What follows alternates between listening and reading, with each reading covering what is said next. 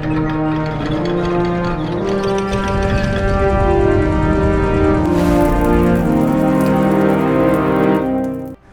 one and all, Jasper here, and I was minding my own business when suddenly I got a Discord notification. I checked all my messages to see that I had none. I looked into the groups I was in, and lo and behold, it was my group that was pinged, which is very rare because that group is as dead as my grandmother. Garland Malister brought up a rather interesting scenario that, I'll be honest, I wrote off as completely unlikely, if not impossible. I'm going to paraphrase a bit, but what Garland said was, I think Stannis' best and only chance to win is if he attacked King's Landing as soon as he heard about Robert's death and Eddard's imprisonment. Sounds like poppycock to me, but if you dive into the details and do a little bit of research, this impossible task suddenly sounds probable. Then it sounds ludicrous, then it makes sense, but then it shits the bed, but then it cleans it up. So let's go over some of the details and answer the question, if Stannis could have saved Eddard Stark. It's going to be best if we tackle this in chronological order, and the first thing to figure out is, when does Stannis hear about Robert's death and Eddard's imprisonment? We don't know. Hell, we don't even see Stannis until the second book, long after Eddard's head has left his shoulders. But I think it's safe to say that Stannis was likely one of the first to hear about it. It would be impossible for the Lannisters to keep such a secret for long since Renly got the fuck out, even before Robert's death, and likely declared himself king not long after. One way or another, Stannis is hearing about this and is able to prepare. The thing is, with how many men? Initially, we thought Stannis could launch the attack with 5,000 men. After all, he had that many when he began his siege of Storm's End. But looking into it, he actually had less. In the prologue chapter of A Clash of Kings, Maester Cresson looks out a window, and it's told to us that 3,000 men are in those camps. This chapter also took place after Eddard's execution, so if he wants to make a beeline for King's Landing as soon as possible, he might have to attack King's Landing with even less than this. Now, King's Landing manpower at the time of this supposed attack have equivalent numbers, if not more, as the numbers have ranged from 2,000 to 6,000. In fact, when the Battle of Blackwater takes place, there are 6,000 gold cloaks, though it should be noted that most of them are brand new recruits and not fully trained. And even if they were, a gold cloak is not exactly the same level of a proper man-at-arms soldier. It's like comparing a modern police officer to a US soldier. There is quite a step up in quality of equipment and training, and this is where we start to see Stannis' biggest advantage, and really the only one in this situation that makes it possible. Quality, not just in the soldiers, but also the leadership. Keep in mind in this hypothetical attack, Stannis is not matching up against Tyrion and his exploding wildfire and giant chain ideas, but more so against Cersei, Joffrey, and maybe Janos Slynt and a few others, who quite frankly are not nearly as tactically capable as Tyrion when it comes to defending against a siege. Stannis, by comparison, who is arguably one of the best military minds in Westeros, would run circles around these fools in a proper battle. But this isn't a proper battle. This is a siege, and that's very different and puts the odds more so in the Lannisters' favor. Though it's possible that Joffrey would turn it into a battle. After all, the Bastard had the idea of taking the gold cloaks and marching against Renly in the books, which is all sorts of retarded.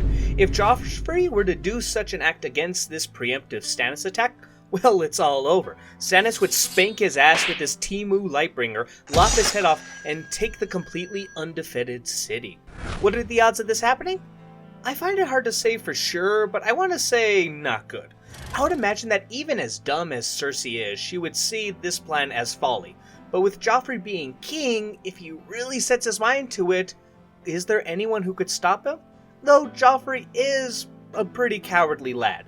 It's possible he was mainly just talking mad shit to seem braver and more dangerous than he actually was, with no real intentions of engaging with Renly, and would likely not engage with Stannis either.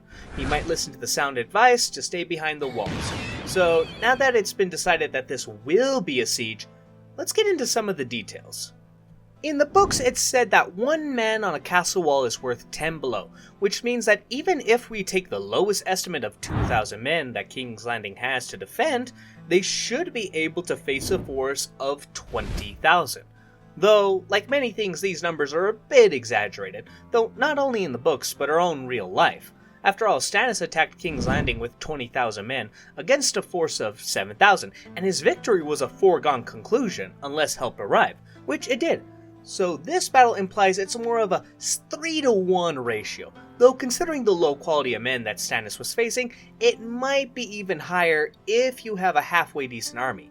Either way, the numbers dictate that for Stannis to launch a successful attack, he would need at least 9,000 men, 3 times as many as what he has. So game, set, and match. Right? Of course not. This is the Manus, and if anyone can pull this off, it's him. And possibly Robb, but also Stannis.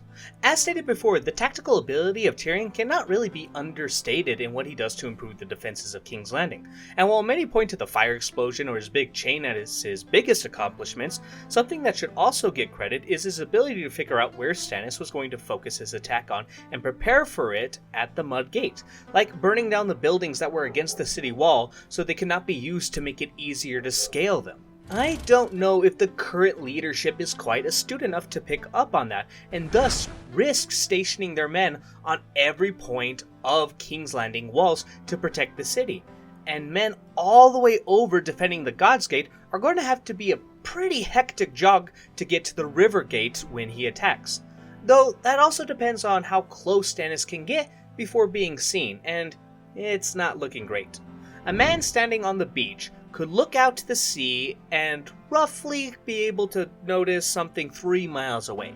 And if Stannis was noticed at that point, it would mean he would be at shore in roughly 45 minutes, which would give the garrison time to react and organize to defend the river gate. Though these guys are not keeping watch on the beach, they're keeping watch on the castle walls, which increases their elevation and thus how far they can see, up to 11 miles, making it even more difficult for Stannis to launch his attack before the defenders can properly gather to defend against him. To be fair, if he launches his attack at night, it could be very different. Though, again, that depends. Is it a dark night, or is the full moon shining brightly? Are there any light sources on Stannis' ships? Does Cersei and her advisors have the common sense to post ships out at sea to be on lookout? I would say yes, at the very least. This means that Stannis has no real chance at catching the city unaware, and despite having a far better army and better leadership, I think the likes of Janos Slynt and others are competent enough to do some bare minimum in defending the walls. At that point, Stannis' only hope would be Cersei's personal plan of lobbing wildfire at his forces, backfiring and torturing their own men instead of Stannis. But what if I told you all this time I spent talking about this potential attack was useless, and in fact Stannis is guaranteed to take this city if he launches it.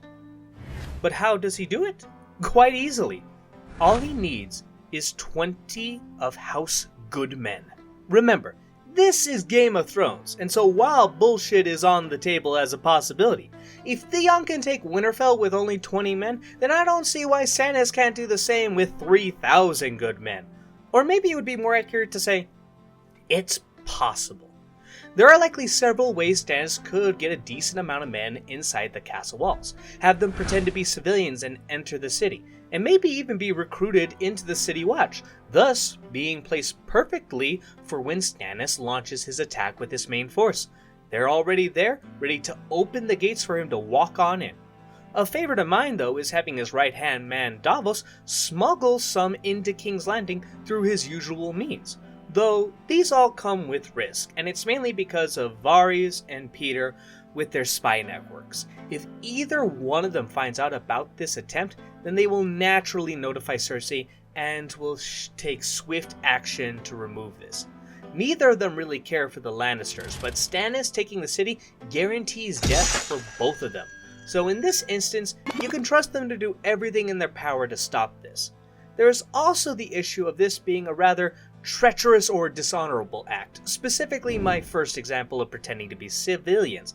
That would be, I think the term is, perfidy, and is pretty much considered a war crime since the beginning of time. So I don't see that working, or I should say I don't see Stannis being willing to do it. meaning Davos smuggling them in is the only way that Stannis might consider this more subterfuge act. Of course, we could always use the Theon tactic, have Stannis sneakily send 20 good men ahead, they scale the walls and open the gates as Stannis approaches. Maybe even use a diversion tactic, make it look like he's going to attack the Mudgate, but keep on sailing past and instead throw his full force at the King or Lion Gate, which his men could open and his army rush in before the Lannisters can properly respond. In this case, the city is Stannis's. He will take losses, but in a fair fight, in this situation, I imagine it would be far less devastating than throwing the men at the wall. But now he comes across a new issue, the Red Keep. I doubt this City Watch or any of the other defenders are going to just fight Stannis in the streets of King's Landing. More likely, they would begin to fall back to the Red Keep, forcing Stannis to have an entirely new siege there. And fuck me, I don't think there's anything that could be done. Unless, of course, 20 of House Goodmen also infiltrate the Red Keep, and during the attack, had the gates opened up there as well. Though even then, it's possible, if fast enough for Stannis' army to begin to scale the walls of the Red Keep. After all, Gregor Clegane did it, and he doesn't look like much of a wall climber. So we had to pull some major shenanigans for this to happen, but Stannis did it. He took King's Landing. Now what? Well, for starters, almost everyone dies. Cersei, Joffrey, Tommen, Myrcella, Varys, Peter, Pycelle, every single one of them. They're all traitors and will be lucky if Stannis takes their head off instead of burning them for the Lord of Light. This means Tywin Lannister has no one to fight for. I don't think he's just going to roll over, nor will I think Stannis would just let him sulk and cry at the Rock. It's going to keep on fighting. Maybe Tywin declares himself king of the Rock? Maybe he declares a blood war to avenge his family? Lots of ways this could go, but either way, these two bald bastards are going to keep fighting. More positive news though, the North is now 100% behind Stannis.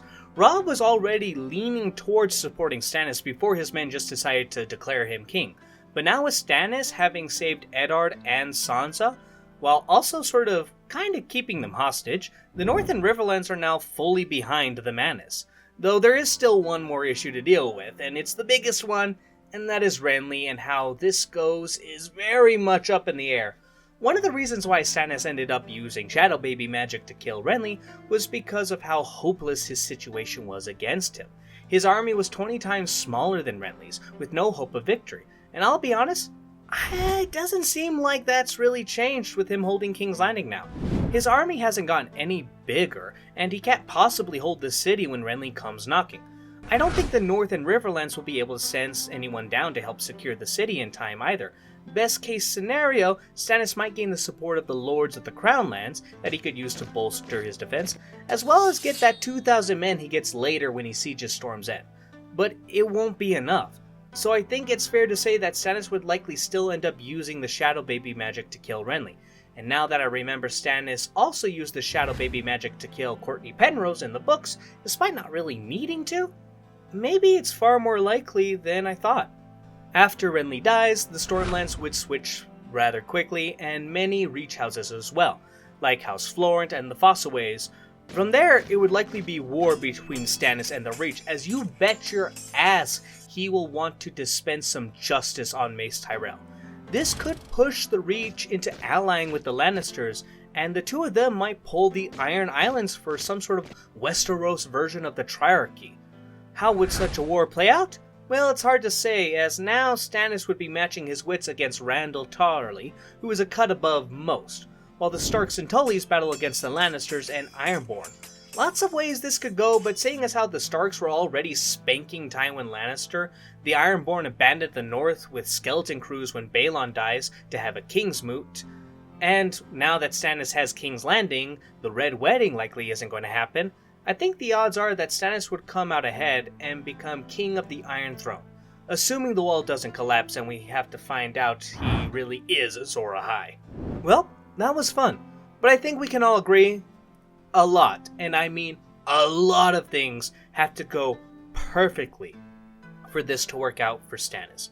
The far more likely situation that comes from this is Stannis is repelled at the walls, or Stannis is forced to siege out the Red Keep, which allows either Tywin or Renly to come in and fuck him right in the ass. But it was a fun thought experiment. Thanks, Garland, for the idea. And for the rest of you, if you liked it, make sure to share and subscribe so you can see what else is to come. Until then, be safe, and I hope you all have a wonderful night.